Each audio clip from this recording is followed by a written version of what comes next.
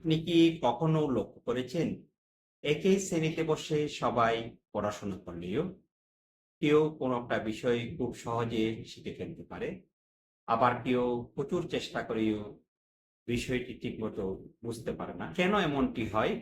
কারণ প্রত্যেক শিক্ষার্থীর শেখার ধরন আলাদা।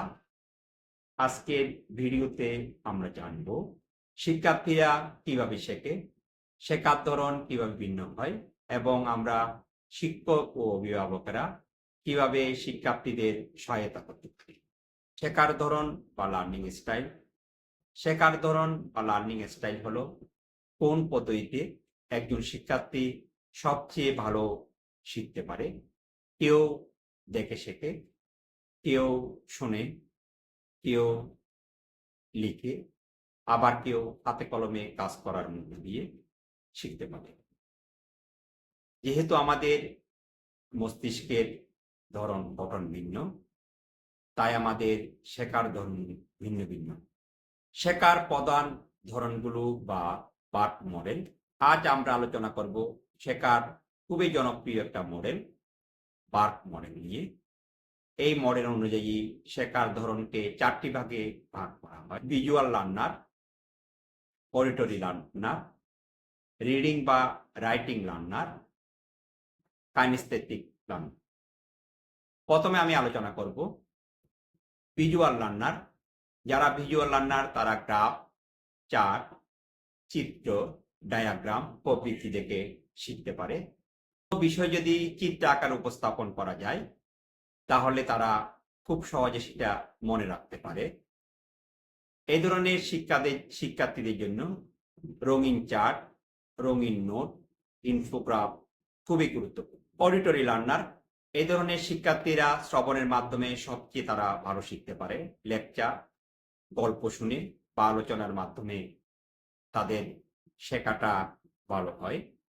সাধারণত এই শিক্ষার্থীরা নিজেরা মুখে জোরে জোরে উচ্চারণ করে পড়লেও অনেক সময় বিষয়গুলো তারা সহজে আয়ত্ত করতে পারে। এই ধরনের শিক্ষার্থীদের জন্য শ্রুতি মাধ্যমে শেখা খুবই কার্যকর।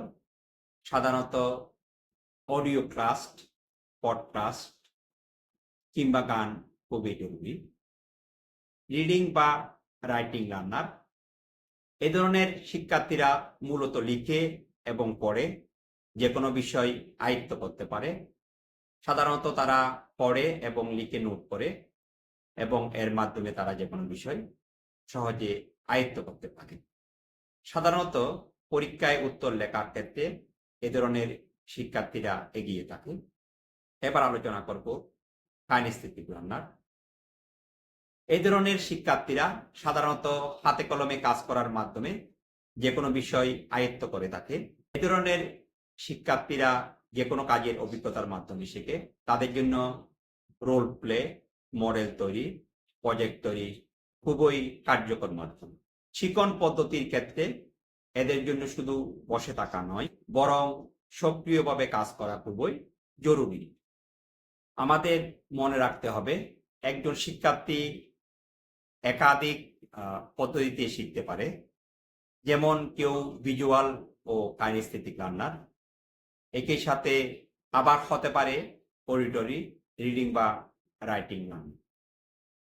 একজন শিক্ষক হিসাবে আমাদের দায়িত্ব হলো শিক্ষার্থীদের শেখার ধরনগুলো চিনে নেওয়া এবং যে শিক্ষার্থীদের জন্য যে ধরনটা উপযোগী সেই ধরনে তাকে শেখানোর ব্যবস্থা করা। এটা ছাড়াও আমরা শুধুমাত্র লেকচার না দিয়ে কিছু সময় যদি কোনো একটা বিষয়ের ভিডিও দেখানো যায় অথবা চার্ট দেখানো যায় অথবা ওই বিষয়টি নিয়ে যদি হাতে কলমে কাজ করানো যায়, এতে শিক্ষার্থী অনেক বেশি উপকৃত হয়। এটা ছাড়াও গ্রুপ ওয়ার্ক, দলীয় কাজ, উপস্থাপনা এগুলোর মধ্যে দিয়ে শিক্ষার্থীরা সক্রিয়ভাবে পাঠে অংশগ্রহণ করে। অভিভাবক ও শিক্ষার্থীদের প্রতি নির্দেশনা। অভিভাবক হিসাবে আমাদের শিক্ষার্থীদের শেখার ধরন বোঝা খুবই গুরুত্বপূর্ণ। অনেক সময় যে কোনো বিষয়ে আমরা নির্দিষ্ট পদ্ধতিতে শিক্ষার্থীদের জোর করে শেখানোর চেষ্টা করি। শেখার প্রক্রিয়া কার্যকর নাও হতে পারে। তাই তার আগ্রহ ও তার শক্তির জায়গাটি আমাদের খুঁজে বের করতে। শিক্ষার্থীদের বলছি, তোমাদেরও উচিত নিজের শেখার ধরন খুঁজে বের করা। এতে শেখা হবে আরো বেশি আনন্দদায়ক এবং জীবন ঘনিষ্ঠ।